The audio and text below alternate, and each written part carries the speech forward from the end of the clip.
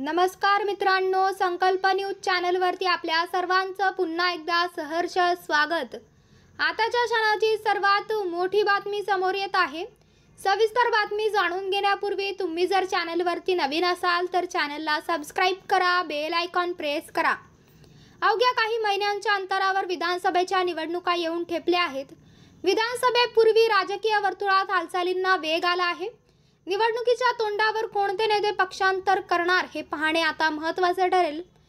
तसेच काही नवीन समीकरणे जुळत आहेत का हे पाहणे देखील महत्त्वाचे ठरणार आहे।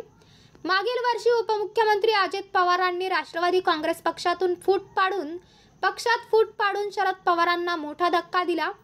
अशातच आता विधानसभा निवडणुकांपूर्वी हे दोन्ही नेते एकत्र येणार असल्याच्या चर्चांना उधाण आलं आहे। दरम्यान अतुल बेनके हे अजित पवारांच्या राष्ट्रवादीचे जुन्नरचे आमदार असून त्यांनी नुकतीच शिरूरचे खासदार अमोल कोल्हेंच्या घरी जाऊन शरद पवार यांची भेट घेतली। तोच धागा पकडून पवारांनीही ज्यांनी लोकसभेत आमच्या राष्ट्रवादीला मदत केली ते आमचे असं सूचक विधान केलं आहे। त्यांनी अजित पवार आणि शरद पवार एकत्र येण्याबाबतचं विधान केल्याने राजकीय वातावरण ढवळून निघालं आहे। अजित पवारांच्या राष्ट्रवादीतले अनेक आमदार शरद पवारांच्या संपर्कात आहेत असा दावा पवारांच्या राष्ट्रवादीचे अनेक नेते करत असतात।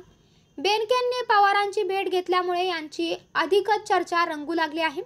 पण आता बेनकेंनी थेट काका पुतणे एकत्र येणार असल्याचं बाकीत वर्तवल्यामुळे पडद्याआडून काही घडामोडी सुरू आहेत का अशा चर्चा आता जोर धरू लागल्या आहेत। तर मित्रांनो, आपल्याला काय वाटतंय? आपली प्रतिक्रिया आम्हाला कमेंट बॉक्सच्या माध्यमातून नक्कीच कळवा आणि चॅनलला आणखीनही सबस्क्राइब केलं नसेल तर चॅनलला सबस्क्राइब करा, बेल आयकॉन प्रेस करा, जेणेकरून असेच नवनवीन व्हिडिओ व चालू राजकीय घडामोडी सर्वप्रथम आपल्याला या चॅनलवरती बघायला मिळतील। भेटूयात पुढच्या व्हिडिओस, तोपर्यंत धन्यवाद। जय महाराष्ट्र।